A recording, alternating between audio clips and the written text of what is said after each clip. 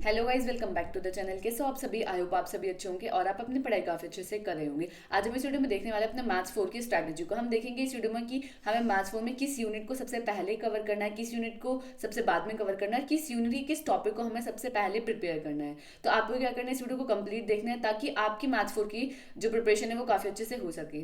तो सबसे पहले हमारे पास 5 यूनिट है, unit 1, unit 2, unit 3, unit 4, unit 5। सबसे पहले हमें यूनिट 3 को प्रिपेयर करना है क्योंकि unit 3 as compare to other unit काफी स्कोरिंग यूनिट है और काफी ईजी यूनिट है। तो यूनिट 3 के अंदर भी हमारे काफी सारे टॉपिक आते हैं। उसमें से सबसे पहला टॉपिक आता है हमारा movement, kurtosis, skewness and kurtosis. Movement, skewness and kurtosis एक ऐसा टॉपिक है जहां से हमारा डायरेक्ट क्वेश्चन बनता है और हर साल एक टू में सेक्शन बी या सेक्शन सी में आपको इसका क्वेश्चन देखने के लिए मिलेगा। तो आपको क्या करना है, सबसे पहले यूनिट 3 के अंदर मूवमेंट, स्क्यूनेस और कर्टोसिस को काफी अच्छे से कर लेना है। इनका जो इंप्लीमेंटेशन पार्ट है यानी जो इनका फॉर्मूले हैं वो आपको काफी अच्छे से कर लेना है। उसके बाद आपको कर्व फिटिंग, कर्व फिटिंग एक ऐसा टॉपिक है जहां आपको थोड़ी डिफिकल्टी हो सकती है क्योंकि वहां आपको जो प्रूफ है वो भी आना चाहिए और उसका जो प्रूफ करके जो हमारा सॉल्यूशन निकला है वो भी आपको याद रखना है क्योंकि वहां में क्या देता है, एक कर्व देता है, उसको बोलता है कि इसके अंदर आप फिट करके दिखाओ। क्लियर है? नेक्स्ट है आपका कोरिलेशन एंड रिग्रेशन। ये कोरिलेशन एंड रिग्रेशन एक ऐसा टॉपिक है जहां से हमारा क्वेश्चन आ जाता है काफी बार। तो आपको यूनिट 3 के अंदर ये 3 टॉपिक को काफी अच्छे से कर लेना और इन 3 टॉपिक में से भी सबसे पहले मैंने आपको क्या बताया,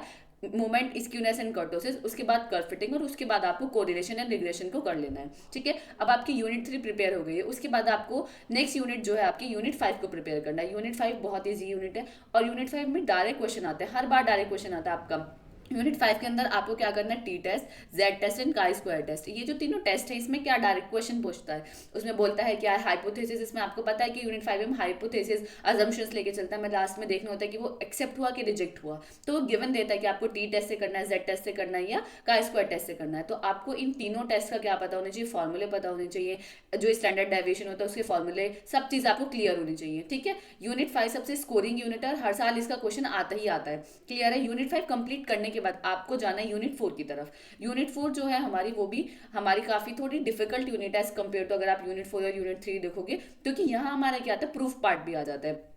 बाइनोमियल डिस्ट्रीब्यूशन हो गया हमारा, पॉइजन डिस्ट्रीब्यूशन हो गया, नॉर्मल डिस्ट्रीब्यूशन हो गया। ये तीनों डिस्ट्रीब्यूशन के क्वेश्चन, इनमें से तीनों में से एक हमेशा सेक्शन सी या सेक्शन बी में इसका क्वेश्चन आता ही आता है। तो आपको इन तीनों को काफी अच्छे से कर लेना है। इनसे रिलेटेड जितने भी प्रूफ होते हैं आपको वो भी अच्छे से कर लेने हैं। ठीक है, अब आपने यूनिट 4 कर लिया। उसके बाद हमारी बचती है यूनिट 1 और यूनिट 2। अब यूनिट 1 और यूनिट 2 सबसे लेंदी यूनिट है, सबसे ऐसी यूनिट है कि भाई अगर आप सबसे पहले इनको कर लोगे तो आप फंस जाओगे क्योंकि यूनिट 1 में इतने सारे मेथड आएंगे कि आप परेशान हो जाओगे। तो यूनिट 4, यूनिट 5 और यूनिट 3 करने के बाद आपको यूनिट 1 पिक की तरफ बढ़ना है। यूनिट 1 के अंदर सबसे पहले आपको क्या करना है, लेग्रांजे मेथड करना है। लेग्रांजे मेथड से डायरेक्ट क्वेश्चन आता है। क्लियर है? नेक्स्ट है Charpit method, homogeneous and non homogeneous partial differential equation, equation reducible to linear PDE with constant coefficient. Unit 1 के अंदर ये 4 टॉपिक ऐसे हैं जो आपको काफी अच्छे से कर लेने हैं। अब इन 4 टॉपिक को आपको किस तरीके से प्रिपेयर करना है, लेग्रांजे मेथड में भी हमारे काफी सारे मेथड्स आते हैं। लेग्रांजे मेथड में आपको देखना है कि पीवाईक्यूज में रिपीटेडली जो क्वेश्चन आ रहे हैं वो किस पैटर्न पे आ रहे हैं। आपको उस पैटर्न को ज्यादा प्रैक्टिस कर लेना है क्योंकि यूनिट 1 करने से पहले आपकी 3 यूनिट पूरी प्रिपेयर हो गई हैं, उससे सारे इंपॉर्टेंट टॉपिक्स आपने काफी अच्छे से कर लिए हैं। तो यूनिट 1 के अंदर अगर आप इसमें लेग्रांजे मेथड में भी जो सिलेक्टिव पार्ट आता है यानी जो रिपीटेडली क्वेश्चन पूछे जाता है, अगर आप उतना भी कर लोगे तो चल जाएगा, इसमें कोई दिक्कत नहीं होगी। ठीक है, तो आपको इन चारों टॉपिक से क्या करना है, अगर आपके पास कम टाइम है तो इन चारों टॉपिक्स की सिर्फ और सिर्फ 3 साल के पीवाईक्यूज में जो क्वेश्चन आए हैं आपको वो कर लेने हैं। क्लियर है? उसके बाद लास्ट में आता है हमारा यूनिट 2।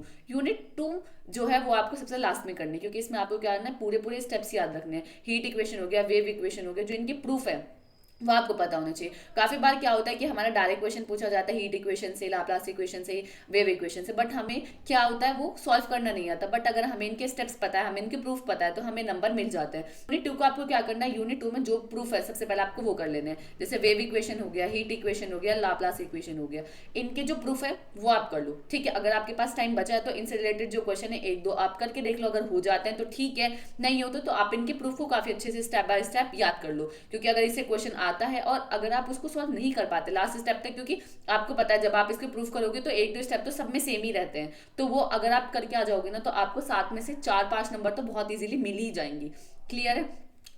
और यूनिट 2 के अंदर method of separation of variable एक ऐसा टॉपिक है जिसको आपको काफी अच्छे से कर लेना है। तो सबसे पहले आपको समझ आया किस तरीके से आपकी अप्रोच होनी चाहिए। आपकी अप्रोच होनी चाहिए unit 3, then unit 4, then unit 5, unit 1 and unit 2। और इनमें से भी मैंने आपको बता दिया है कि किस तरीके से आपको करना है। यूनिट 1 के अंदर अगर आप बात करो तो यूनिट 1 के अंदर सबसे पहले आपको लेग्रांजे मेथड, देन चारपिट, इसी सीक्वेंस में आपको इसकी प्रिपरेशन करनी है। Binomial distribution, Poisson distribution, normal distribution, जिस तरीके से मैंने सीक्वेंस में लिखे हुए हैं आपको इसी सीक्वेंस में इसकी प्रिपरेशन करनी है, इसी सीक्वेंस में इसी क्वेश्चन को आपको प्रैक्टिस करना है। अब बात आती है क्वेश्चन प्रैक्टिस की कि भाई हमारे पास कम टाइम है, अब हम कैसे करेंगे। आपके पास टाइम भी है तो आप कितने एक मेथड के कितने क्वेश्चन की प्रैक्टिस कर लोगे।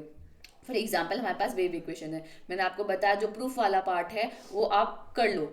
Wave equation, heat equation, Laplace equation का प्रूफ पार्ट कर लिया, क्वेश्चन नहीं हो रहा कोई दिक्कत नहीं। आपको क्या करना है, पीवाईक्यू से जो पिछले अगर 3 साल के पीवाईक्यू के क्वेश्चन कर लोगे तो उसमें से आपको मिल ही जाएगा। अगर आप 3 साल के देखोगे 3 साल में कितने पीवाईक्यू क्वेश्चन आते हैं तो आपका हर टाइप के क्वेश्चन बनता है उससे। क्लियर है, आई होप आपको समझ आ गया होगा। तो आपको बिल्कुल भी टेंशन नहीं लेनी है, इस स्ट्रैटेजी को आप फॉलो करो। जिस तरीके से मैंने आपको बताया, जिस यूनिट से जिस टॉपिक को मैंने आपको सबसे पहले बोला आप उनको प्रिपेयर करो। यूनिट 1 और यूनिट 2 को आप स्टार्टिंग में बिल्कुल भी नहीं करना, आप वहाँ फंस जाओगे क्योंकि बहुत लेंथी यूनिट है, आपका पूरा टाइम इसमें चला जाएगा। तो यूनिट 3, यूनिट 4 और यूनिट 5 को करने के बाद कम से कम इतना तो है कि भाई हम पासिंग मार्क्स तक पहुंच गए हैं, पासिंग से भी ज्यादा आप पहुंच गए हो। उसके बाद यूनिट 1 और यूनिट 2 को जो मैंने आपको बताया ये इंपॉर्टेंट टॉपिक कर लोगे तो आपके सेक्शन सी, सेक्शन बी के जो क्वेश्चन है मैक्सिमम क्वेश्चन इसमें से बन जाएंगे। आई होप आपको समझ आ गया होगा। तो आपको बिल्कुल टेंशन नहीं लेनी है, अपनी प्रिपरेशन कीजिए। Best of luck for your exam. So thank you so much for watching this video. मिलता है किसी अगली वीडियो में।